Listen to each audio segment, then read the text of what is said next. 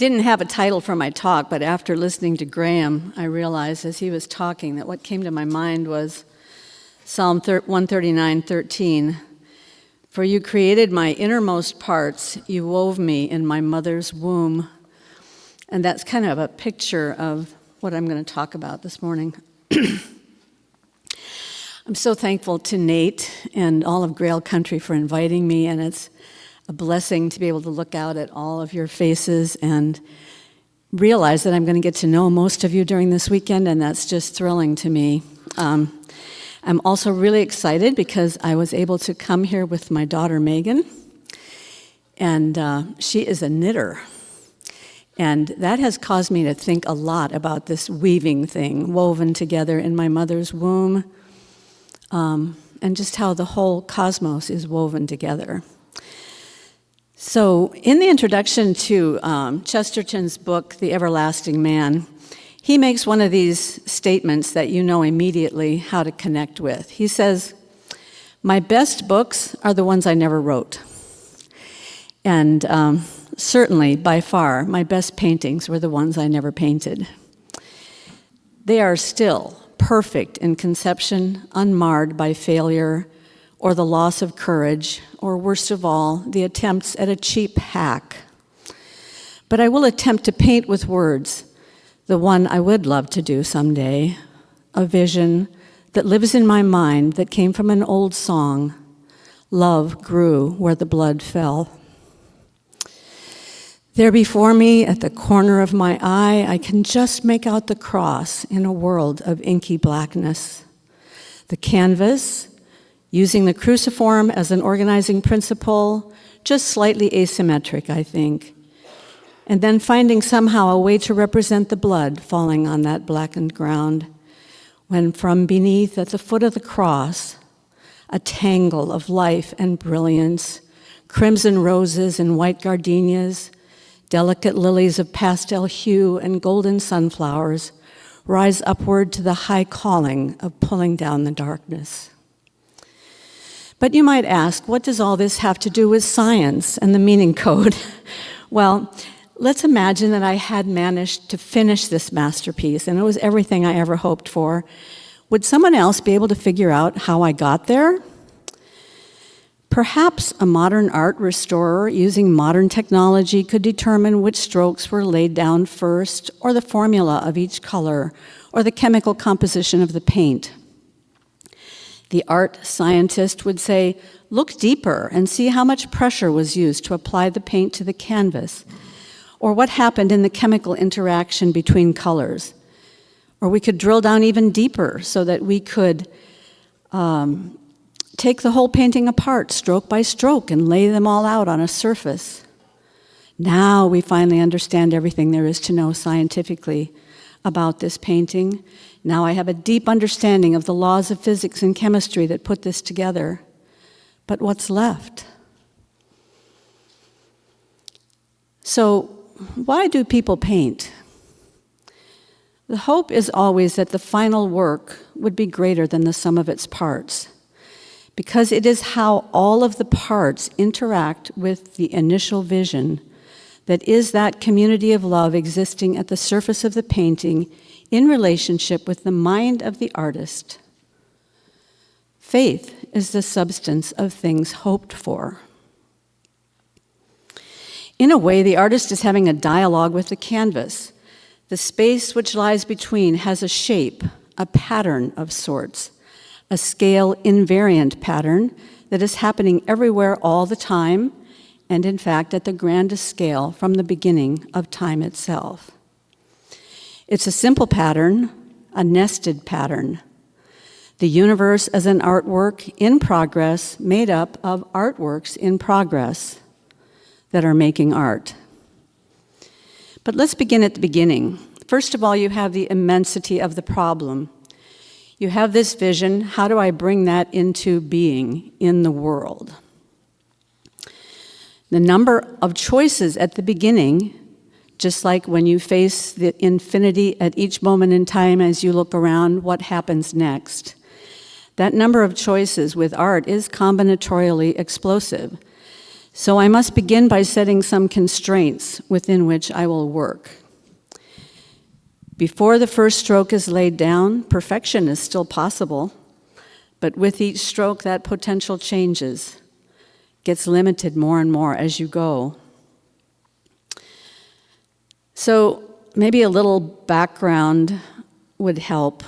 You may not be able to figure out right away why I'm taking this detour, but maybe it'll show up soon. So all things were possible for Abraham's seed, and indeed they became a great nation. But then anomalies arose. Things got in the way. There were enemies within and without. They were further and further constrained until they became an impoverished group being ruled by tyrants from another nation. And then something happened. A glorious solution began to unfold over time. Or take the story of Joseph, a microcosm of that whole.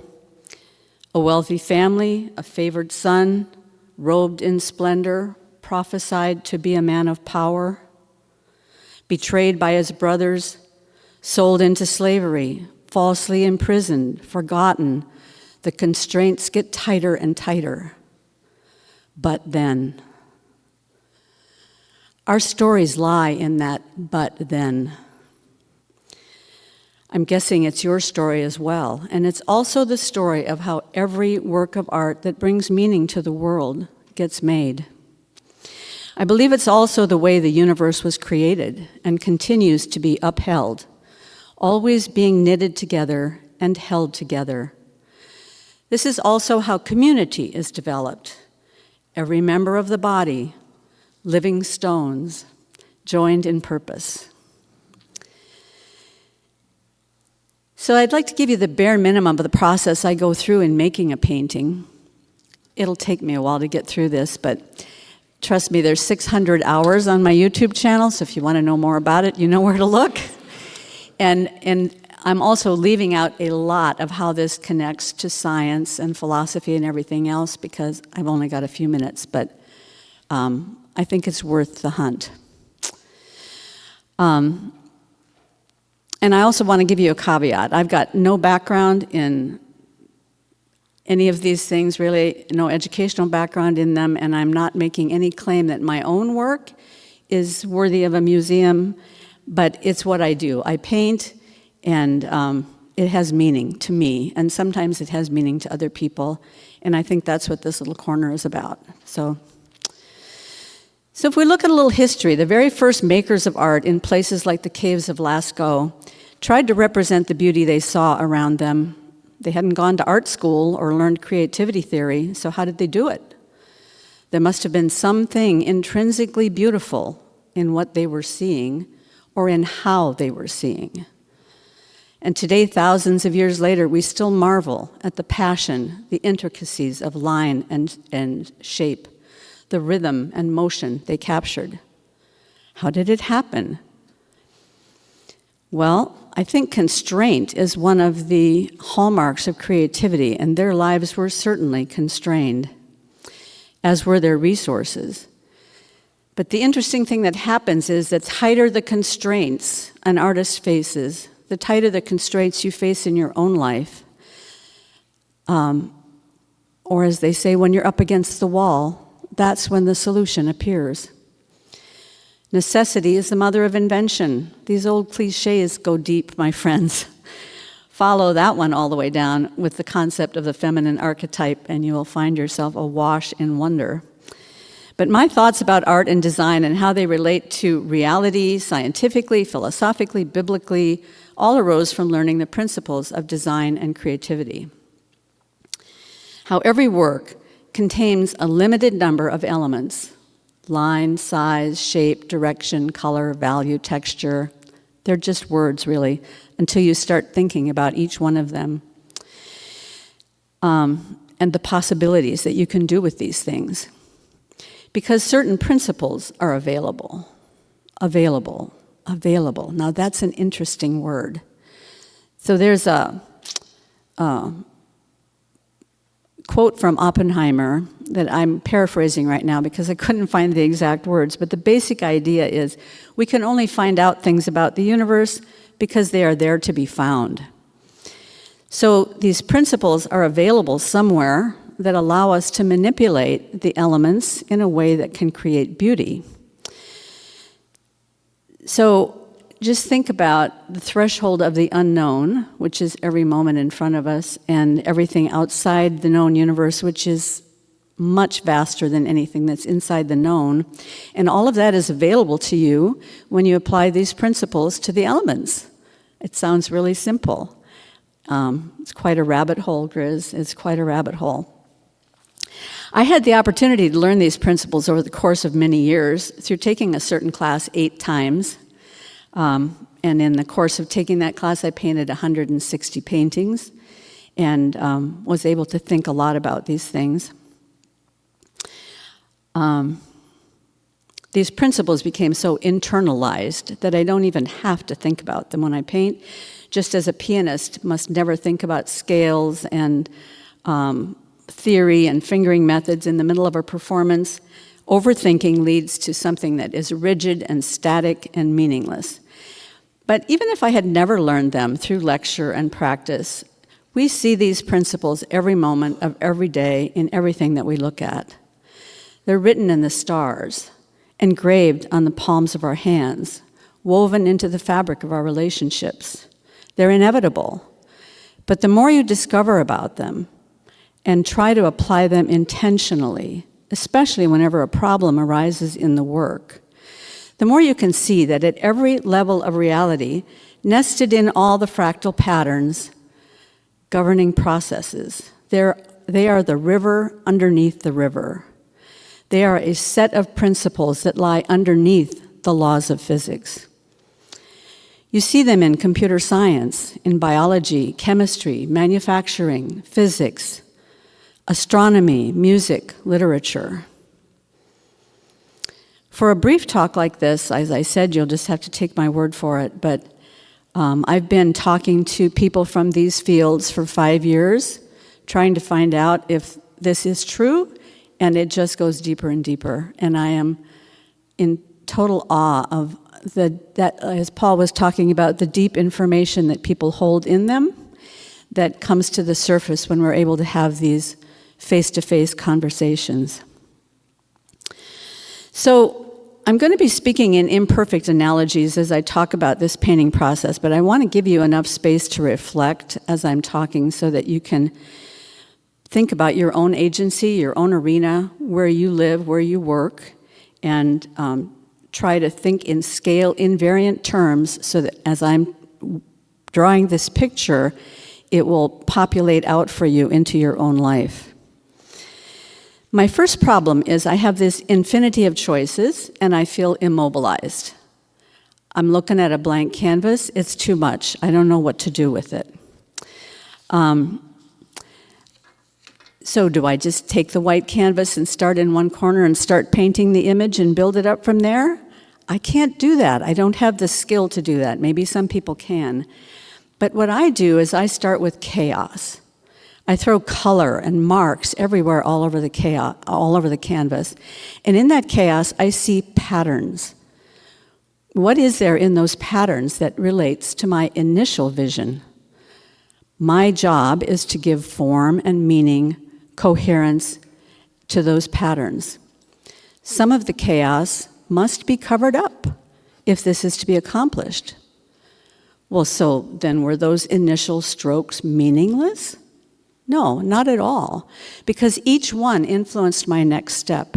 Each one, each color, each shape affected the way I saw things, created a new context on the canvas so that my next stroke was going to be different because of that one. So every stroke is meaningless. In that process, some of those early moments of chaos are so delicately, deliciously beautiful. I want to preserve them, and I'll do almost anything to preserve them. Oh, I want to show people this beautiful little thing I did over here. But in order to bring unity and to bring the piece back into the original vision that I had, I have to sacrifice that which is most precious to me right now. It needs to be covered. This is a choice an artist faces with each new stroke of paint. I have an original vision. It is beautiful. It is complete. And it is my hope that at the end of the process, that result will mirror that vision and once again be complete. But the in-between time is filled with unknown and sometimes terror. At that point, each subsequent stroke of paint has a purpose, and that is to regain the unity of the original idea without producing something static, rigid, prescriptive, incapable of generating new knowledge and love in the viewer. How is it possible to achieve unity out of chaos? Well, the principle of dominance is absolutely essential. But dominance is not a show of patriarchal power. It's a way of laying down a secure foundation so that in the end, the focal point will shine. In the artwork, dominance means that much of the real estate of the substrate is covered by one of the elements.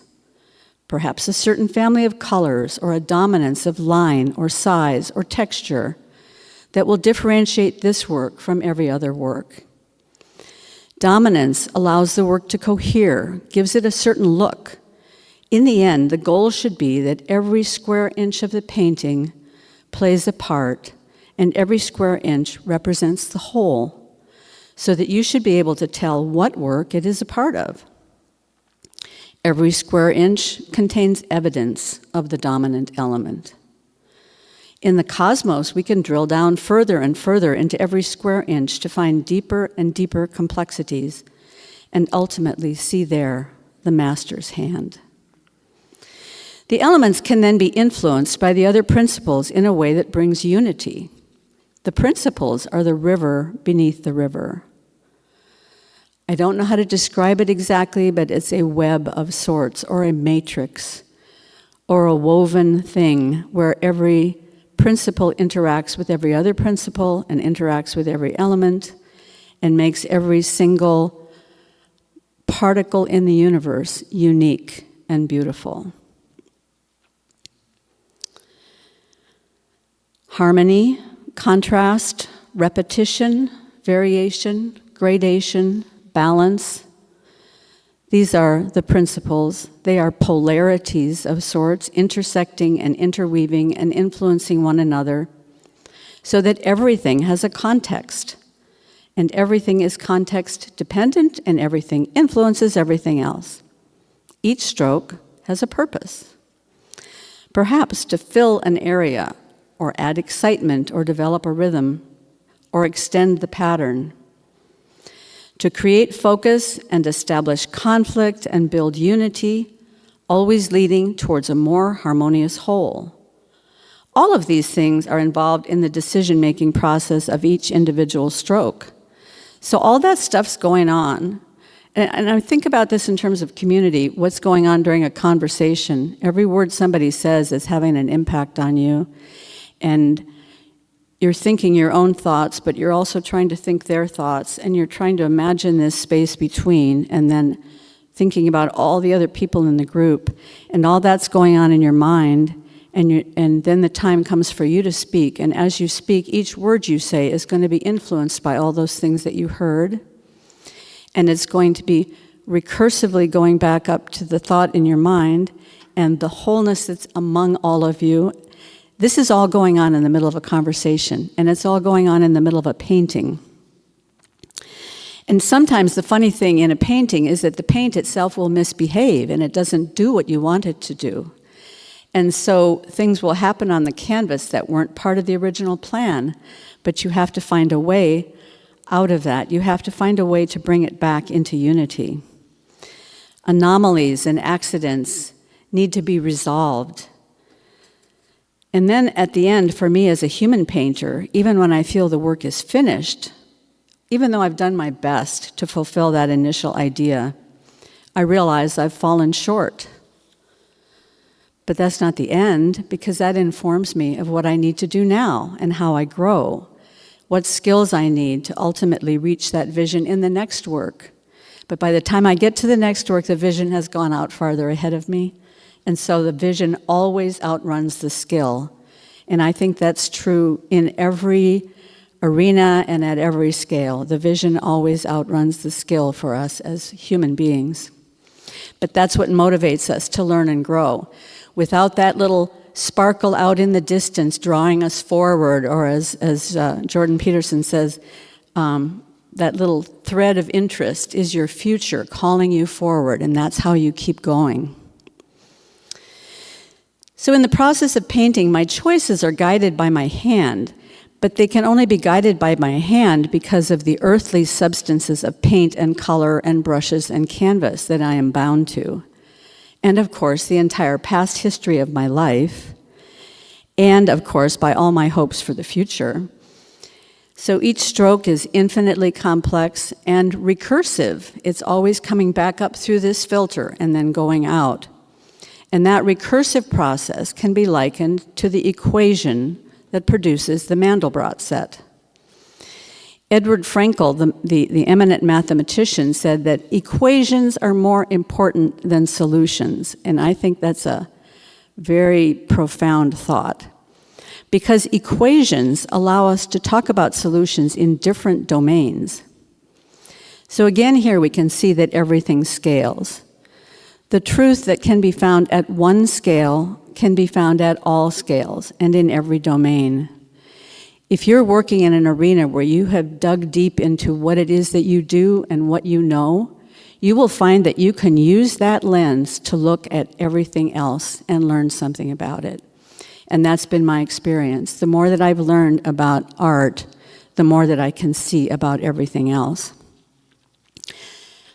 Strangely enough, it even allowed me to translate maps of meaning into my own head.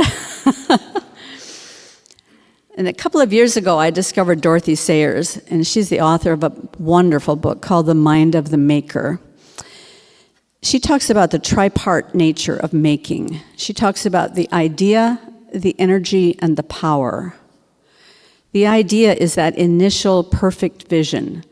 The energy is the whole process and all of the materials that are required to bring that vision into reality. And the power is the consequence of that instantiation in the world. So once the work is complete, it has a power. An artwork has a power because my idea is put on that canvas, and some people will be able to look at that and see the idea that I had. Other people will be able to look at it and it will have something entirely new for them that never even occurred to me. And that has a power to bring about a much deeper communication than words can do. So she likens the idea to the Father, and the energy to the Son, and the power to the Holy Spirit. So when I think about community, I really love that vision that she has provided for us. The completed work represents that in the beginning it was a perfect unity that became multiplicity in order to be brought back into an even more perfect unity.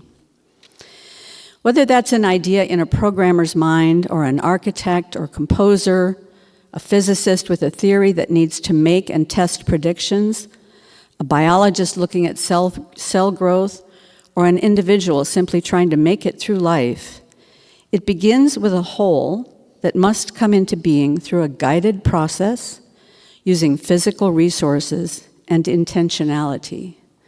And I believe this is also true of community. Estuary will be built on face-to-face encounters of this kind. The goal of community multiplied and brought together, held together with love and commitment. That love and commitment and sacrifice will be the dominance that brings about the unity. The great artist looks on each of us and sees clearly that what we hold most precious, that is preventing our personhood from becoming fully integrated and directed towards him, he sees that thing and he lovingly covers it. so that we fix our eyes not on what is seen, but on what is unseen, so that we fix our eyes on the joy set before us, the journey home, the final face-to-face encounter. Thank you.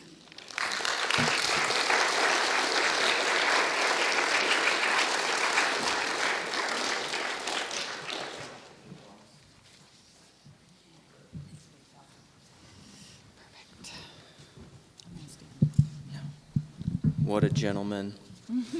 All right, now we're going to move. Probably, I think, outside on the actual Earth in our actual bodies with Rafe. Okay, cool. If that's okay with everyone, we'll be in nature moving.